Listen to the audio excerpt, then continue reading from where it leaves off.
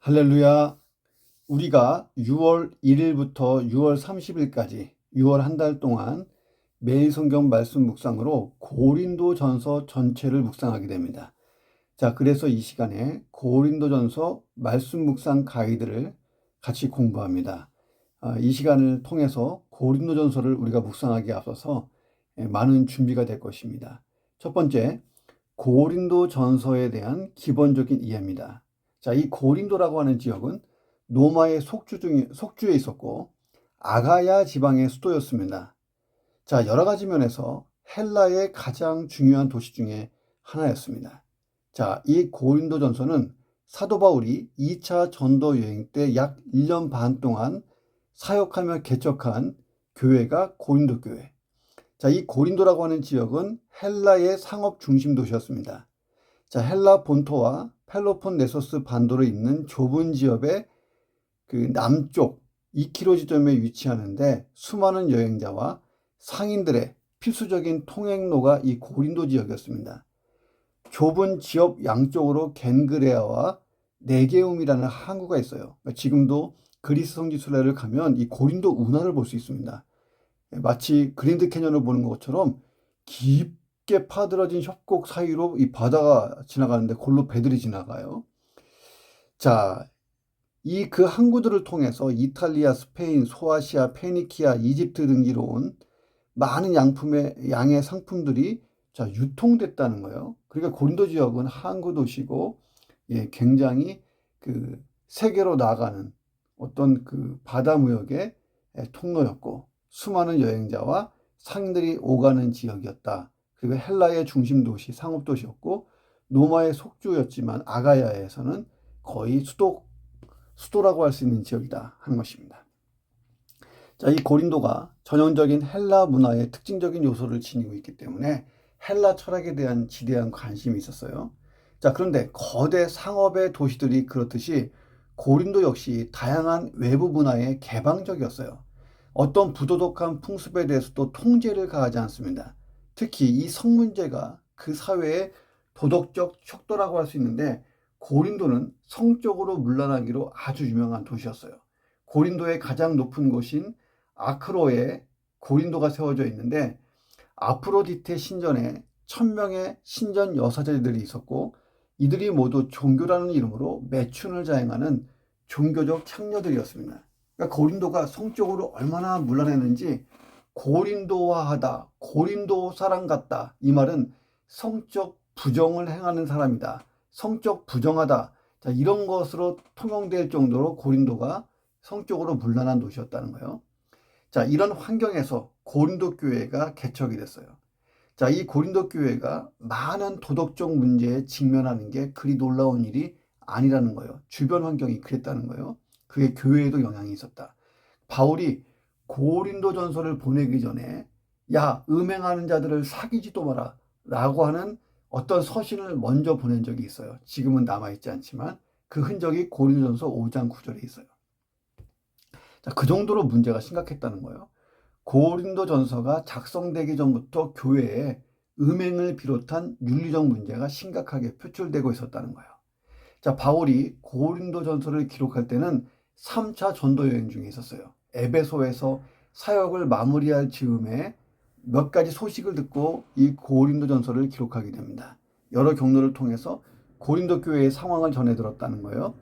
고린도 교회의 상황이 바울이 개척할 때보다 좋아진 게 아니라 오히려 더 나빠지고 있다는 얘기를 들어요. 음행 문제는 기본이고 심각한 분쟁까지 발생했어요. 이 분쟁의 양상이 복잡한 거예요. 특정 사역자들의 인맥을 중심으로 분파가 생겼어요. 베드로파, 아볼로파, 바울파, 그리스도파. 우상 제물을 먹는 문제에 대해서 입장 차이가 있어서 패가 막 갈라지고 있었어요. 각종 영적 은사를 받은 자들이 많이 있는데 그 영적 은사가 마치 나만의 은사라고 막 내세우면서 잘난 체하면서 교만을 떠니까 이게 또 교회 안에서 갈등이 되고 싸움이 되는 거예요. 또 주의 만찬이 마음대로 오용되고 있어서 이게 지금 주의 만찬이 거룩한 예식인데 먹고 마시는 흥청망청 예식이 돼버리고 이런 상황. 예배가 무질서했습니다. 자, 교리적으로도 기독교 복음의 핵심이 부활인데 이 부활을 부인하는 거짓 교사들이 들어와서 가르치고 있었어요. 이게 독소처럼 교회를 오염시키고 있는 거예요. 자, 산적한 문제들이 있었어요. 이와 같은 점을 고려해서 당시 고린도 교회의 형편과 특징을 딱 두 문장으로 요약하면 이런 거예요. 고린도 교회는요, 분명히 똑똑한 사람도 많고 지식이 풍부해요. 헬라 철학이 깊숙이 박혀 있는 동네였기 때문에 지식이 풍족하고 또 하나님의 은혜로 영적인 은사를 참 많이 받았어요. 예언의 은사, 치유의 은사, 방언의 은사, 영분별 은사, 통변의 은사, 뭐 은사가 참 부족함 없이 많은 교회. 자, 지식이 풍성하고 영적 은사도 풍성한데 그럼에도 불구하고 신앙 인격, 신앙의 삶을 보면 여전히 어린아이와 같이 미성숙하고 신령하지 못한 교회, 이게 고린도 교회였어요. 바울이 은사는 풍족하나 고린도 교회가 여전히 미숙하고 육신적인 상태에 머물러 있다는 것을 안타까워하면서 이 고린도 교회의 오류들, 수많은 문제들을 바로잡기 위해서 고린도전서를 기록합니다. 바울은 교회의 분쟁, 성적, 부도덕, 세상 법정에서의 소송, 결혼 문제, 이혼 문제, 우상제물의 식사 문제, 주의 만찬의 오용, 영적 은사의 무분별한 사용, 덕을 못 세우는 것, 예배의 질서가 무너진 것, 부활의 교리를 바로잡는 것. 야, 숨막히죠? 고린도 교회가 당면한 재반의 문제들에 대해서 목사로서의 관점, 목회적 관점에서 교훈을 주고 있는 거예요. 고린도 교회 내에서 성도들 사이에 발생하는 여러 가지 목회적 상황에 대하여 목회자의 심정을 가지고 진심 어린 이 책망과 권면과 바른 진리를 제시하는데 아비의 마음, 영적 아버지의 마음으로 정말 애끓는 사랑의 마음으로 이 글을 쓰고 있습니다. 바울이 1세기 고린도 교회가 처한 재반 문제들에 대해서 복음에 입각해서 그 해결 지침과 그 원리들을 제시했죠. 자, 일부는 1세기 고린도 교회의 상황에만 해당돼요. 여자들이 예배드릴 때 머리에 포 쓰는 거, 이건 1세기 상황이죠. 예. 자, 그런데 교회를 분열시키고 오염시키는 문제들, 이런 그 고린도 교회의 수많은 문제들의 원인, 본질, 이 속에 들어가면 인간의 죄성이 들어있고 참 다양한 측면이 있어요. 자, 바울이 그런 문제들을 해결하면서 기본적인 복음의 원리들을 세워놨습니다. 이 복음의 원리들은 오늘날의 우리 교회가 적용해 볼 필요가 있는 거예요. 갈등의 문제, 세상 법정에서 막 싸우는 문제, 교회 안에서의 치리 문제, 은사 사용, 예배 질서 막 이런 거. 자, 교회의 유일한 기초는 그리스도, 예수 그리스도예요. 그리스도의 몸으로서 교회는 존재해야 되는 것입니다. 그리고 성도는 거룩한 성령의 전이에요. 하나님의 전. 예. 교회의 성결을 유지하기 위해서 건징도 시행할 수 있어야 되고, 지식을 앞세우는 건 좋지만 사랑이 더 토대가 돼 있는, 사랑을 중심으로 한 지식의 사용, 다양한 영적 은사들을 덕을 사용하는 데 사용하는 어떤 그 목적과 원리, 또 부활의 교리, 자, 이런 게 다 우리 시대에 적용되어야 될 진리들이에요. 그래서 이 고린도전서를 잘 묵상하면 우리 현대 교회가 어떻게 또 우리 시대의 교회들이 잘 살아나갈 수 있는가에 대한 힌트를 얻게 된다 하는 것입니다. 자, 고린도전서에는 핵심 메시지가 9개 정도가 있어요. 자, 이것을 묵상하고 내일부터 6월 1일부터 1장을 묵상합니다. 첫 번째는 타락한 세속 문화 속에서 교회가 어떻게 정체성을 가지고 살아갈 수 있는가, 교회의 위상은 무엇인가, 어떻게 정립할 수 있는가를 바울이 기록하고 있는 거예요. 고린도 교회의 윤리적인 문제들 중에 상당 부분은 당시 고린도의 혼탁한 도덕적 분위기가 그대로 반영돼 있어요. 특히 교회 내에서 근친상간하고 있는 사람을 용납할 정도로 심각했어요. 꾸짖고 쫓아내고 건징하고 그거 버리지 않으면 당신 교회를 나가시오 막 이렇게 해야 되는데 못하는 거예요. 왜냐면 이런 근친상간이 그냥 고린도 이 지역에서는 좀 흔한 거였거든요. 야, 이 음행의 문제, 고린도의 부도덕한 분위기가 교회에 그대로 물들어 있었다는 거예요. 자, 고린도전서 행간에 보면 이런 게 있어요. 불신 세계의 사람들과 별로 다를 바 없는 고린도 교회의 어떤 교인들. 자, 그러면 교회가 세상과 다를 게 없잖아요. 여기에 바울의 깊은 탄식이 있는 거예요. 너희가 성경 지식이 있고 은사가 풍부하면 뭐하냐? 삶이 불신자랑 똑같은데 어떻게 우리가 불신자와 다르게 살 수 있냐? 이것이 고린도전서에 전반적으로 흘러 있다는 거예요. 이 바울의 가르침이 세속 문화에 대해 우리 교회들이 어떤 위상을 정립하고 살아야 되는가. 이 문제가 서신 전반 곳곳에 메시지 사이에 서려 있다. 행간에 이것을 읽을 수 있으면 좋겠다는 거예요. 자, 두 번째는 자, 분쟁을 향하는 교회를 향해서 메시지를 던집니다. 고린도 교회의 분쟁은 심각했어요. 양상도 다양해요. 사역자를 따라서 막 패를 갈라서 다투고 특정 어떤 입장에 대해서 옳고 그르고 입장 차이가 있어서 서로 또 반목을 하고 바울이 그들을 향해서 아버지의 마음으로 책망하고 권면하고 그 분쟁의 원인을 찾아내고 이렇게 해결하라고 해결 방안도 주고 어떤 분쟁에 대한 메시지가 굉장히 강하게 나온다. 세 번째, 윤리적인 실천과 신앙 성숙의 관계.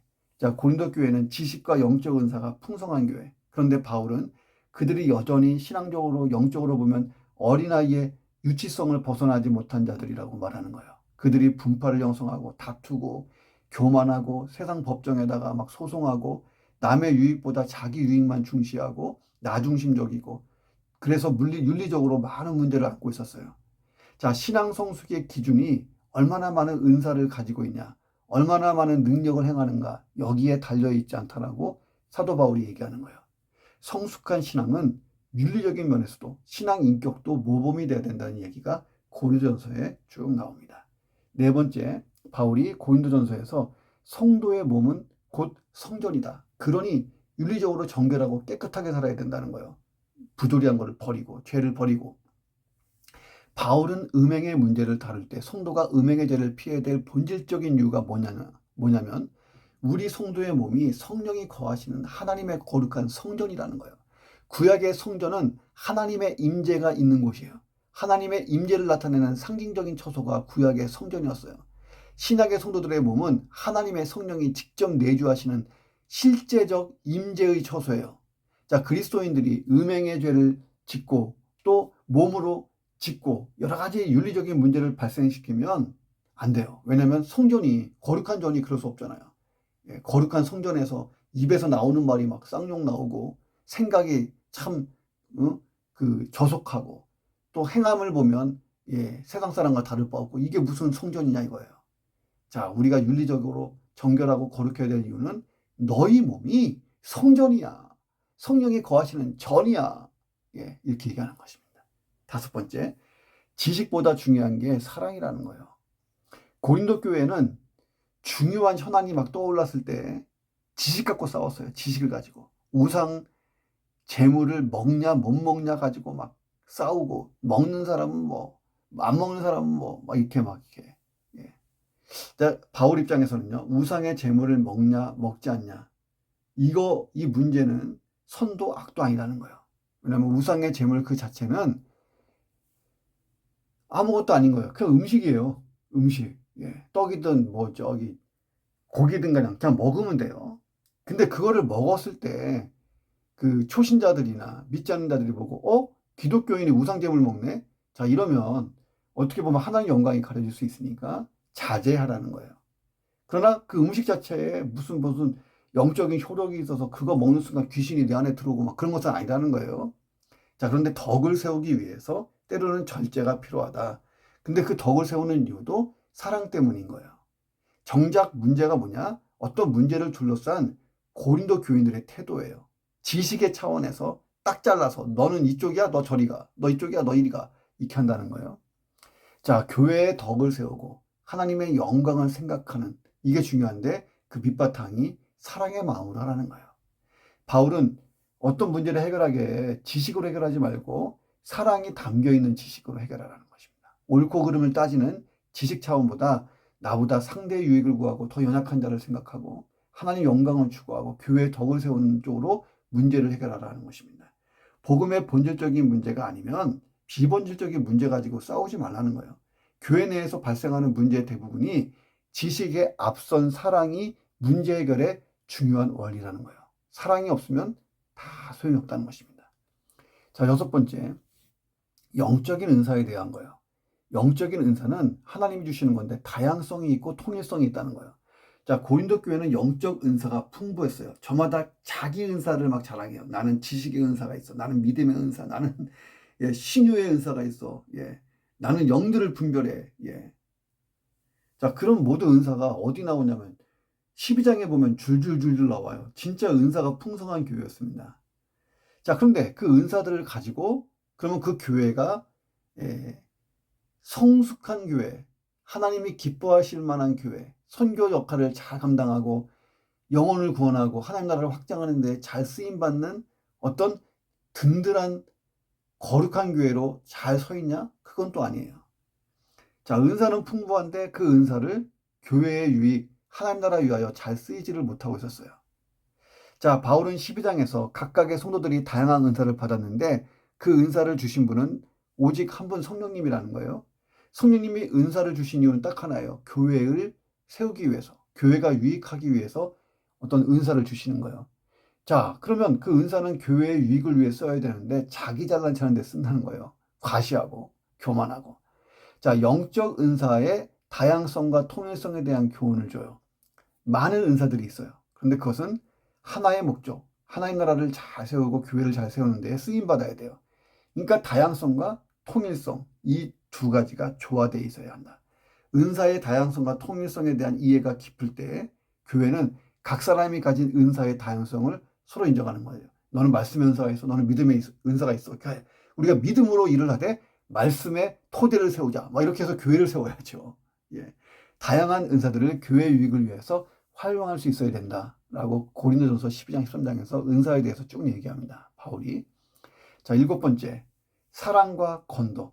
사랑으로 덕을 막 세우고 교회를 세워가는 이것이 은사 사용의 대원칙이라는 거예요. 바울은 12장부터 14장까지 해서 영적 은사에 대한 교훈을 길게 제시해요.